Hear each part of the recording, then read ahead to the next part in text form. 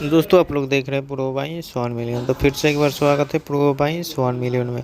आप लोग देख सकते हैं अपने मोबाइल की स्क्रीन पे जो कि खेसारी लाल यादव अपने सर पे पट्टी बांधे हुए हैं, जो कि बहुत गहरी चोट लगा हुआ है। और आकांक्षा कपूर जी के साथ फिल्म में डायरेक्टर लाल